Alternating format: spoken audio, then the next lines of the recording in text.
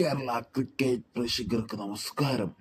നമ്മുടെ സഞ്ജു സാംസൺ കഴിഞ്ഞ ദിവസം ഡൽഹി ക്യാപിറ്റൽസിനെതിരായി കളിച്ച ഇന്നിംഗ്സിനെ കുറിച്ച് ക്രിക്കറ്റ് അനലിസ്റ്റുകളും ആരാധകരും നിർത്താതെ സംസാരിച്ചു കൊണ്ടിരിക്കുകയാണ്. 57 പന്തിൽ 87 റൺസുള്ളത് സെഞ്ചുറിയേക്കാൾ വലുതായിരുന്നുവെന്നും IPL തന്നെ ഒരു ബാറ്റ്സ്മാന്റെ ഏറ്റവും മികച്ച സെൻസിബിൾ ഇന്റലിജന്റ് ഇന്നിംഗ്സ് ആണെന്നാണ് ഇപ്പോൾ സോഷ്യൽ മീഡിയ ഒട്ടാകെ പറയുന്നത്. പുതിയതായിട്ട് വരുന്ന ഓരോ ബാറ്റ്സ്മാൻമാർക്കും എത്തരത്തിലാണ് സഞ്ജു മാതൃകയാകേണ്ടത് എന്ന് അവർ ഈ ഇന്നിംഗ്സ് മോഡൽ ആക്കി വെച്ച് പറയുകയാണ്.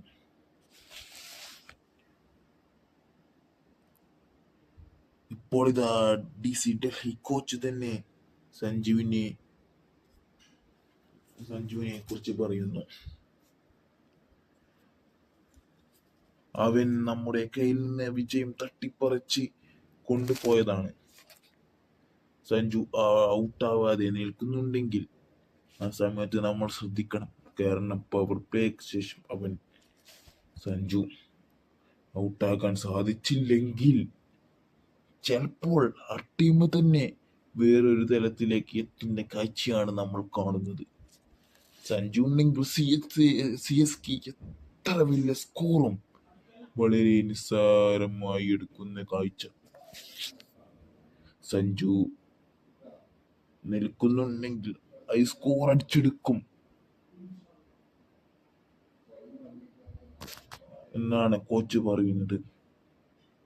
സഞ്ജുവിനെ പവർ പ്ലേക്ക് മുമ്പ് ഔട്ടാക്കിയില്ലെങ്കിൽ മൊത്തത്തിലുള്ള കളി സഞ്ജു കൊണ്ടുപോകും. പിന്നെ കോച്ച് പറയുന്നത് സഞ്ജു വേൾഡ് കപ്പ് വെറുതെയല്ല സഞ്ജുവിന് മാൻ ഓഫ് ദ സീരീസ് ലഭിച്ചത്. സഞ്ജു മികച്ച പ്ലെയറാണ്. സഞ്ജു അന്ന് കളിച്ചില്ലായിരുന്നുവെങ്കിൽ ടീം ഇപ്പോൾ വേൾഡ് കപ്പ് എന്നത് ഒരു സ്വപ്നമായിരിക്കും. സ്റ്റാർക്കിന്റെയും നെഗഡിന്റെയും ഓവറുകൾ നല്ല ശ്രദ്ധിച്ചു കളിച്ചു. കുൽദീപും നടരാജനും വരുമ്പോൾ അവര് നല്ല രീതിയിൽ 4ഉം 6ഉം പറത്തി. സഞ്ജുവിന് സെഞ്ചുറി എടുക്കാൻ കഴിയുമായിരുന്നു. അത് കാർത്തിക് ശർമ്മയ്ക്ക് വേണ്ടി മാറ്റിവെച്ചു.